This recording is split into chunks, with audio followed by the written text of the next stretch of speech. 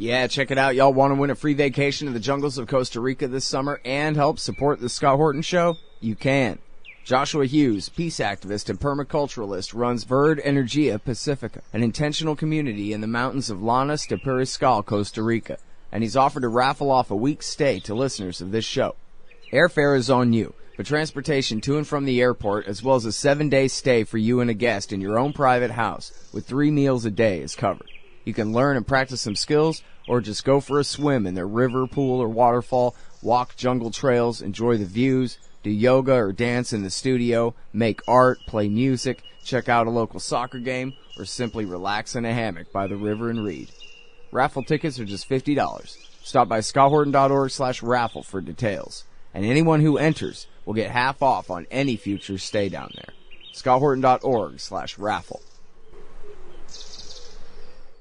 All right, you guys, welcome back to the show. I'm Scott Horton. This is my show, The Scott Horton Show. On the line, I've got David Heap from the Canadian boat to Gaza. That is the Freedom Flotilla. Freedom Flotilla 3, I believe it is now. Welcome to the show, David. How are you doing? Good to be here, Scott. Thank you for having me on the show. Sure thing. Very happy to have you here. Appreciate you joining us, especially on short notice like this. So, can you please tell us what is the latest news? I guess we can get into a little bit of background later, but first of all, just what's the breaking news of the flotilla there in the Mediterranean? So, as of early Monday morning, the Marianne, the ship that had sailed around the coast of Europe from Sweden, was assaulted in international waters and illegally seized by the Israelis, and 18 people on board kidnapped on the high seas in international waters, again, a crime in international law. They were all taken against their will to the Israeli port of Ashdod. Some of them were expelled quickly. Former Egyptian president, European member of parliament. Some of them wound up in jail for a while. Some journalists were also expelled quickly. As of today, the 2 Canadian participants are on their way home, and we're off to meet them at the airport in Toronto. So we're happy to see Bob Lovelace of the Ardoch Algonquin First Nation and Kevin Nish, retired Marine engineer from British Columbia, arriving today back home safely, finally. We're still concerned. There's 6 or 7 people, 6 Swedes and I believe a Russian journalist who are still in detention in the Israeli prison at Givon, which is not a good place to be. Almost 3 or 4 days later, and the word is they might not get out till the weekend, till Saturday or Sunday or maybe even Monday. The Swedes, some of them have been there before, and they don't want to leave anybody behind, so they want to go out as much as possible in groups rather than one at a time, because of course that's a safety concern for the people that have sailed together. They want to come out together. So that's the situation of the internationals that were on the flotilla. What we have to keep in mind is that the 1.8 million Palestinians in Gaza are still inside the world's largest open-air prison. And that's the real purpose of this campaign, to shed the light of the world and the conscience of humanity, bring focused attention on the people that are the reason we're doing all of this, because they need to know that even though the governments of the world have turned their backs on them and ignored their plight, the peoples of the world, civil society organizations like ours, haven't forgotten them. Yeah, no, that is absolutely, of course, the real point here. But just on the details, once again, real quick, how many boats were there? And the others were just turned away after the first boat was seized, or exactly how did that play out? So I'm sorry, I'm just behind on the news. No, honestly, that's cool. That's fine. That's fine. I'm just happy to bring you up to speed. So on Saturday Saturday morning there were 4 boats in the water. There's Marianne that I just mentioned, and 3 smaller boats that left ports in Greece to join her. The plan all along was for them to accompany her for a time, so we'd have more internationals involved. We had people from many more countries involved in that stage. There were actually 2 other Canadians on another boat.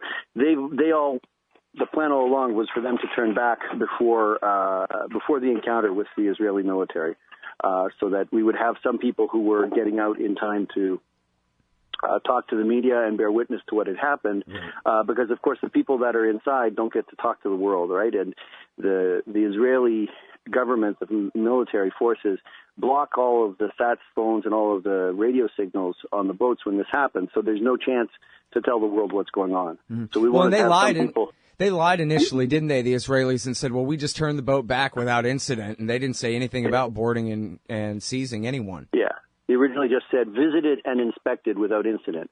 But, I mean, what your listeners need to know is that first statement is almost always going to be a lie. I would assume when you hear a statement like that it's not truthful, because that's what an occupier does. They take people's rights, they take their lands, they take their lives and freedom in some cases, and they lie about it as a matter of routine. So, I mean, when I was on a boat that was stopped 4 years ago, they said it was done peacefully, that stopping, and, I was tasered, which isn't very peaceful to me.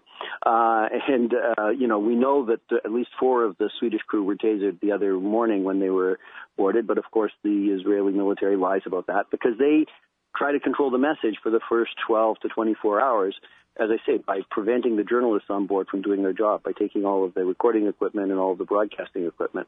Mm-hmm. So it's important to have some people who are able to tell the story, bear witness to what's going on, as I say, increase the amount of international involvement in the flotilla, because what people need to know is that these violent and illegal acts by the Israeli military aren't going to stop the international movement in solidarity with the Palestinians of Gaza. In fact, the movement's growing. We have, for the first time this time, we have people involved from South Africa and people from New Zealand. There was a Maori TV journalist crew on board. They just got back. The journalists just got back to New Zealand the other day.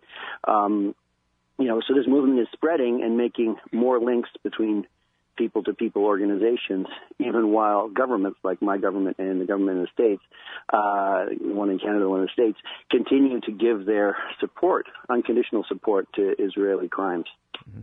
All right. Now, as you know, it's the population of the United States, and I guess I probably assume Canada too, are just woefully ignorant about this subject. They couldn't imagine why somebody named David from Canada would have the slightest interest in what's going on in Gaza and working with people and getting on a boat and some kind of blockade against the terrorists or something. And what is this even about? Why do you even care, David? What is it? So this is a crime of collective punishment against the civilian population, right? So this is illegal under international law for a long time, since the late 40s, the Fourth Geneva Convention. It says when an occupying power, which is what Israel is in Gaza, they occupy it, even though their military isn't there every day. They surround it militarily. They control the airspace and the sea and almost all of the land access. They control everything about the economy and the infrastructure in Gaza. They control even the civil registry if you're going to get an ID card. So they're an occupying power in international law. That's very clear. They're supposed to guarantee a normal life to civilians under occupation, and that's what the Palestinians in Gaza have been losing for the last 8 years and counting of this blockade. They don't have freedom of movement to trade and travel. They're a coastal area. I mean, Gaza Strip is on the coast of the Mediterranean. They can't access their own sea. So when we sail, it's not about the stuff that we bring, the small amounts of aid that you can get on these small boats. It's not about, a handful of internationals trying to get to Gaza. It's about bringing the world's attention to this blockade, which is a flagrant violation of, as I say, of international law and of the human rights of the Palestinians in Gaza. And it's done with the complicity of our government, right, especially the U.S. and the Canadian governments, who are giving political cover and diplomatic support to Israel to get away with, well, in some cases, murder. So nobody here was killed, but in 2010, 9 Turks and 1 U.S. citizen were killed. And oddly enough, nobody investigated the death of Furkan Gogan from the U.S., right? Yep. So, I mean, these are crimes which are done with the support of your government in mind, and people need to be aware that this is our responsibility as well, that this is going to stop when our government stops supporting the Israeli blockade and the Israeli occupation. And so when we sail, a small number of us in small boats in the Eastern Mediterranean, not a lot of people can get on board. They're small vessels, right? But a lot of people can get on board with this movement, wherever you are and whatever your walk of life, because we're really sailing against the government in Ottawa and the government in Washington, right? Well, okay, so tell us about that. In our country. What can people do, David? What groups can they join? What URLs can they bookmark? How can they get involved and do something about this? So you want to look for freedomflotilla.org. In Canada, we're canadaboatgaza.org. Which will redirect to tahrir.ca. In the U.S., you can look for U.S. Boat to Gaza, and, Just Foreign Policy has a petition right now calling on justforeignpolicy.org in the States, calling on John Kerry to, we were talking about free access for the flotilla, but more the fundamental issue is freedom of movement for the Palestinians of Gaza. So these are all civil society organizations in our respective countries that are working to influence people, not just politicians, but grassroots folks in our communities to change their minds and help them understand that we are also responsible for what's happening there, and it's going to change when people change their minds here about what we want our governments to do. Right on. All right. Well, thank you very much for coming on the show, David. I sure appreciate it. Thank you, Scott. Thank you for having me. Hope to speak to you again. All right, y'all. That is David Heap. He is at freedomflotilla.com. Also, check out the usboattogaza.com. And we'll be right back. Hey, y'all. Scott Horton here for Liberty.me, the social network and community-based publishing platform for the liberty-minded. Liberty.me combines the best of social media technology all in one place and features classes, discussions, guides, events, publishing, podcasts, and so much more. And Jeffrey Tucker and I are starting a new monthly show at Liberty.me, Eye on the Empire. It's just $4 a month if you use promo code SCOTT when you sign up. And hey, once you do, add me as a friend on there at scotthorton.liberty.me. Be free. Liberty.me. Hey, all Scott here. If you're like me, you need coffee. Lots of it. And you probably prefer it tastes good, too. Well, let me tell you about Darren's Coffee Company at darrenscoffee.com. Darren Marianne is a natural entrepreneur who decided to leave his corporate job and strike out on his own, making great coffee. And Darren's Coffee is now delivering right to your door. Darren gets his beans direct from farmers around the world. All specialty, premium grade with no filler. Hey, the man just wants everyone to have a chance to taste this great coffee. darrenscoffee.com. Use promo code SCOTT and you get free shipping. darrenscoffee.com. Hey, I'm Scott Horton here for The Future of Freedom, the monthly journal of the Future Freedom Foundation at fff.org/subscribe. Since 1989, FFF has been pushing an uncompromising moral and economic case for peace, individual liberty, and free markets. Sign up now for The Future Freedom, featuring founder and president Jacob Hornberger, as well as Sheldon Richmond, James Bovard, Anthony Gregory, Wendy McElroy, and many more. It's just $25 a year for the print edition, $15 per year to read it online. That's fff.org/subscribe. And tell them Scott sent you.